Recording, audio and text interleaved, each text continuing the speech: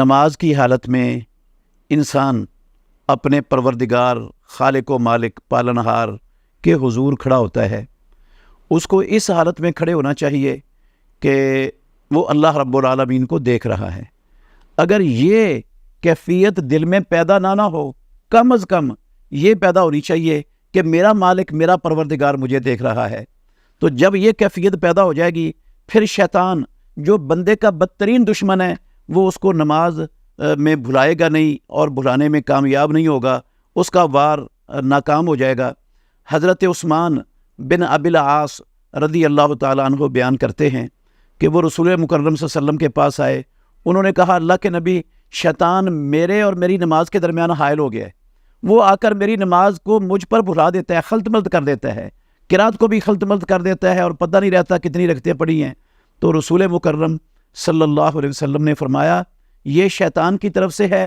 اس شیطان کا نام ہے خنزب. جب تو محسوس کرے کہ شیطان تیرے پاس آ گیا ہے، تیرے خیال کو نماز میں ادھر ادھر گھمانا چاہتا ہے، فتعوذ باللہ، تو اعوذ باللہ من الشیطان الرجیم پڑھ، وتفل علی یسارک ثلاثا، اور اپنے بائیں کندھے کی طرف 3 مرتبہ تھوک دے. تھوک کی تھوڑی سی پھوار پڑنی چاہیے، اس طرح کرے.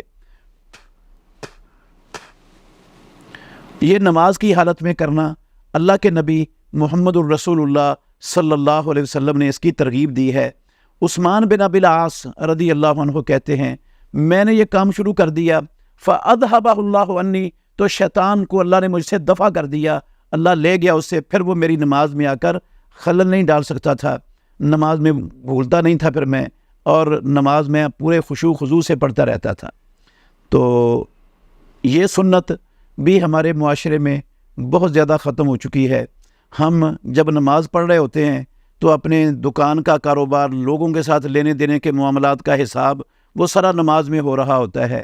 ہمیں پتہ ہی نہیں ہوتا کہ امام نے کتنی رکعتیں پڑھائی ہیں، کتنی ہو گئی ہیں، کیا پڑھا ہے امام نے اور کیا نہیں پڑھا، ہم کیا پڑھ رہے ہیں اور کیا نہیں پڑھ رہے. تو ہمیں شیطان کے اس یلغار سے اپنے آپ کو بچانے کے لیے رسول مکرم صلی اللہ علیہ وسلم کے اس فرمان کو اپنا معمول بنانا چاہیے اور اس سنت کو اپنے معاشرے میں زندہ کرنا چاہیے جو بالکل ختم ہو چکی ہے.